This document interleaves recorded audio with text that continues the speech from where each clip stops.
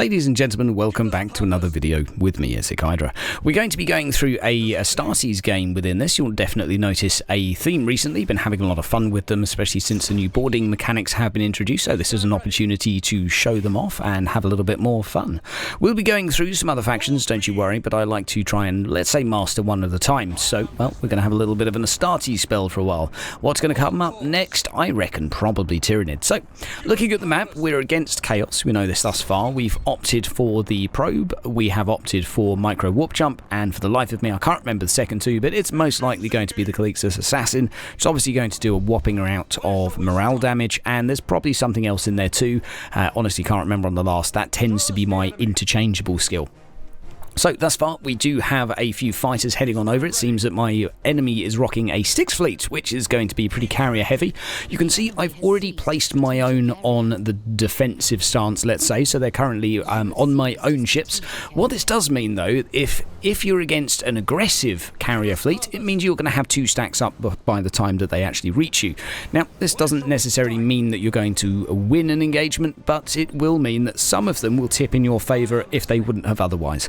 Now, if he had anything less than 4 stacks of 4 here, I think we would have come out on top. But as you can see, we're holding them off fairly well, and we have managed to kill a couple of stacks of his. Obviously, he's managed to kill nearly 2 waves of my fighters here, which is, well, not particularly ideal. We're going to lose some turrets now, but we should be able to take down the remainder of these. Now, we just need to be a little bit careful for wave 2, because, well, wave 2 might be more fighters, but equally, he might go straight for the bombers. So, we need to be a little bit careful, and might as well use a repair ability here as soon as possible, as soon as we can. Why are we doing that? Basically, it's just to maintain turrets. We're not going to be engaging him in a fight anytime soon. I've decided within this gameplay to actually go for let's say, more of a defensive posture. Despite the fact that I don't have map control, I'm quite happy whittling down some of his sort of pressure to seeing what we can do here. So we're just going to be kiting around a little bit, and, well, I say kiting, moving at a snail's pace right now. So we're going to do this just to detach them from my units, and I probably will have sacrificed this unit here, which is perhaps not ideal, and that's another wave of my own fighters dead. However, it has bought us a little bit of time, and soon we'll be able to thrust away into the sunset and do a little bit of kiting. And on that note, I think it's about time that we start doing that. Come on, Hydra, wake up. Wakey, wakey. Oh, okay, never mind. They're actually going to engage my units. We have changed, it looks like, to the brace for impact stance, which is giving us that extra damage. So now it's time to start kiting. We do have a couple of ships that are a little bit low when it comes to turret capacity now. One's down to 8 and one's down to 7. Main flagship's doing okay.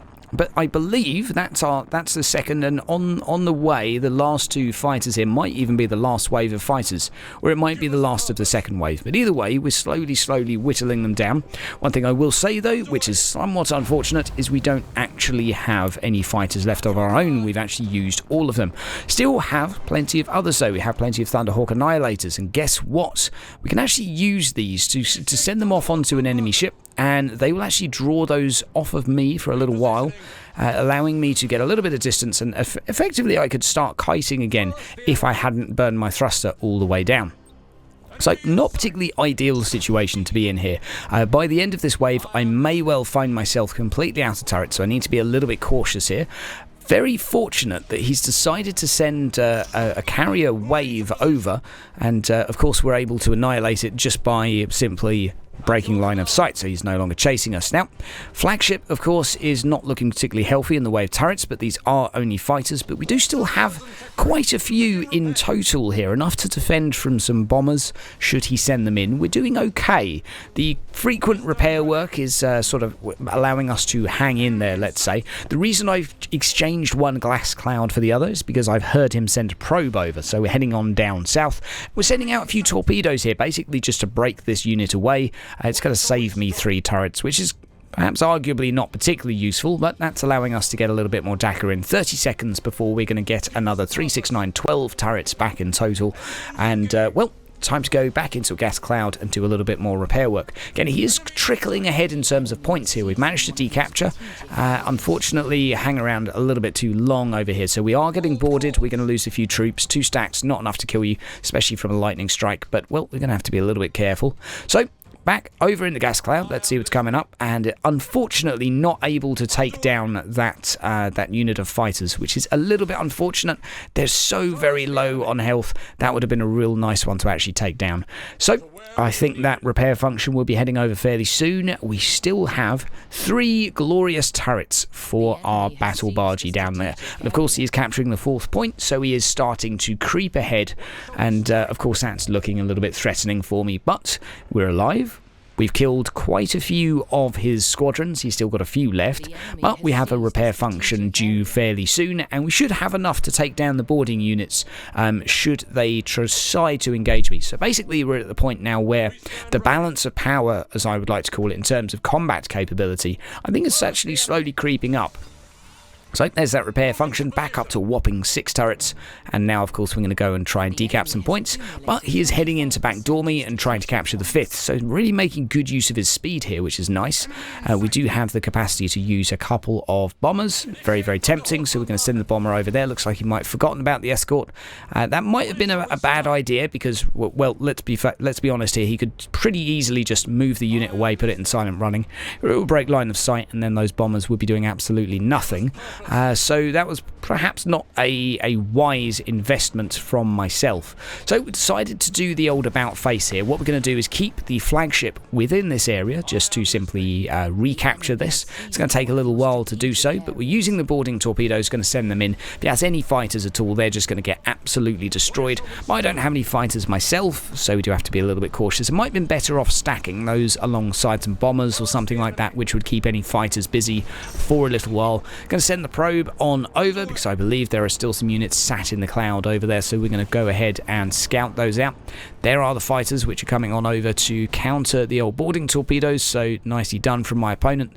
They're going to shoot a few of those down, and now he's gone into stealth. The boarding torpedoes are no longer going to do anything anywho. So we still have some turrets in these units, not so many on the old flagship here, and it's only a matter of time before the bombers start coming out, and well, they're going to do quite a bit of damage against us, so we do need to be a little bit careful. Managed to identify the enemy, which is always handy, and now we can start sending out some units. So we sent over the boarding torps. They're going to be useful because they're basically going to break away his units from my own. And we've got my glorious battle bargee coming on over here. We're going to send some more boarding torps round the what I presume will be a stasis bomb. We're going to do as many boarding actions as we can, stack it on up on the flagship, and see what we can do. You can see that those fighters really chased my own units quite far into the sunset, which is very handy because that saved my actual units from losing a bunch more turrets and might have allowed us to kill an extra fighter squadron and just buy us a little bit of time. But of course it does sacrifice a few torpedoes along the way. I'm not sure if they actually chase regular torpedoes in the same respect, so it could have been an idea to perhaps use those instead. Now it looks like that's probably some bombers heading on over. Yep, that is indeed. So we're going to need to be a little bit careful. He's used the bomber charge, so now actually what would be most effective for me is likely to use the boarding action. Now that's a beautiful little ram here. Need to be careful for the onion bargee, be careful. Wrong button, just managed to turn it off, so it just scrapes by my poor little cruiser here that takes a bit of damage in return. But the boarding actions have been done, and of course we are taking a little bit of punishment here from the enemy. He's trying to go for the cheeky disengage just to try and save himself some points. We still have some turrets though, not a huge amount, but we still have some. Haven't spammed the repair button as well as I should have, that has to be said, and yeah, the double stack of bombers is incredibly painful and incredibly damaging. Now, not doing very well for points now. We're quite far down at nearly 900. That's looking pretty risky. Boarding torpedoes chasing, or being chased rather, by the enemy fighters, but its flagship is pretty low, and we do have one scuttled ship over here, so looking pretty good. Stasis bomb again is coming down, very nicely played by my opponent. They're just keeping the distance and trying to keep his flagship alive. I like what he's doing, but of course it's pretty hard to run away from a battle bargee, so that's what we're going to do. We're going to go ahead and chase him down, slowly doing a little bit of damage to that ship over there, which does still have a fire on it, so that's looking pretty helpful. And another unit of fighters heading on over. We need to be careful there, so we're going to do some maneuvers to head on around. The stasis bomb's actually looking like it's doing some work in my favour. Now we're going to go ahead and send a volley of fighters, or whatever the hell they were. I wasn't actually paying attention. Probably bombers, actually, because we're completely out of fighters by this point. And hopefully they'll buy my unit a little bit of time. So we're really making use of the 9 stacks here that we have. definitely going to try and kite these bombers around. Unfortunately, we lost our ability to thrust into the sunset, so it's going to seem that we're going to take some more damage over here. And this is all in all looking pretty painful, but his flagship is hulked, and that's looking pretty good for me. Should be able to take down these bombers as well. Should really be using and moving our flagship out and over. There we go, that's looking good. There we go, taking down some of these stacks. That's pretty decent. So bombers are slowly going down. Again, still about 800 points down on my opponent. Just managing to capture a couple back at this point. So right now the priority of the map's control points is slowly going up and up and up with time.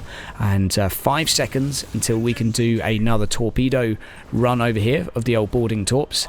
And that's going to be pretty risky. Looks like we might be able to just get them off in time. Just get them off in time, which will buy us a few seconds. And we do manage to do the quick torpedo volley using the hotkey. That's right, go Hydra with your hotkeys, looking really good. And we're going to carry on ramming these dudes into the sunset. Now, of course, he's not got many units left, but we are still pretty far behind on points. If he manages to get 1 or 2 away, that could be pretty dangerous. But mopping up right now, chasing the kills, very dangerous, because if he does have 1 escort left, of course I'm still going to lose.